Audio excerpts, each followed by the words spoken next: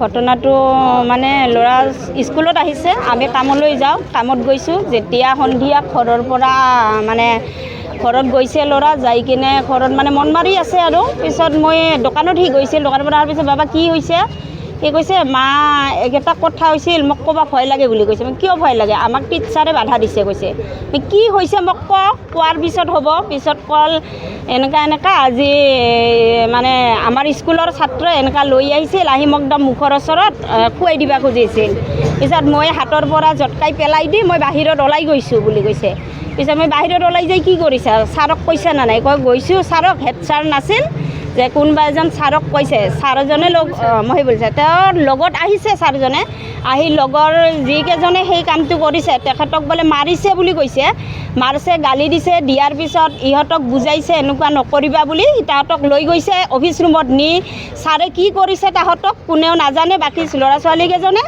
পিছত আমাৰ ল'ৰাই কৈছে যে মাৰ কি আমাক ঘৰত এইখিনি কথা কোৱাৰ কাৰণে বাধা দিছে, কিন্তু টিচাৰজনে কি কাৰণত বাধা দিলে ঘৰত ক'ব, আমি হিন্দু সম্প্ৰদায়ৰ মানুহ, যি নেকি মুখৰ ওচৰত নিছে, যিটো শুনিলে আমি পাপত পৰাচিত হ'ব লাগে, সেই কথাটো আমাক কিয় লুকুৱাইছে টিচাৰে। আৰু মানে ভুল হয়, ল'ৰা মানে আনিছে, ভুল হৈছে মই মানি লৈছোঁ। টিচাৰৰ লগত আমাৰ ফোন নম্বৰ আছে গাৰ্জেনক জনাব লাগিছিল এই কথাটো, যে বা ভুলত এনেকুৱা হৈ গ'ল বা আপোনালোকে কি নকৰিব, এক আষাৰ হ'লে আমাক গাৰ্জেনক জনাব লাগিছিল, আমাক গাৰ্জেনক নজনালে এই বিষয়ত। সেইকাৰণে মই মাষ্টাৰজনক ছাছপেণ্ডৰ কাৰণে মই অনুৰোধ জনাওঁ। আৰু লগতে যি ল'ৰা ছোৱালীকেইজন এনেকুৱা কৈছে তেখেতে শাস্তি পাব, তেখেতত কৰিও তেখেতৰ মাক দেউতাক গাৰ্জেনক অনুচিত শাস্তি পাব লাগে। কাৰণ ময়ো মাতৃ, মই জানো টিফিনত কি পঠাব লাগে, কাৰণ ময়ো পঠাওঁ, চুজি বনাওঁ, পুৰি বনাওঁ, কিন্তু সেই বুলি যে ভাত মাংস পঠাব স্কুলত দি কিবা কথা নেকি, ইয়াতে মোক তদন্ত লাগে। ভাত গৰুৰ মাংস আনি খুৱাই দিয়ে, একে মুখৰ ওচৰত লৈ গৈছে খাবলৈ, খোৱা বুলি কৈছে।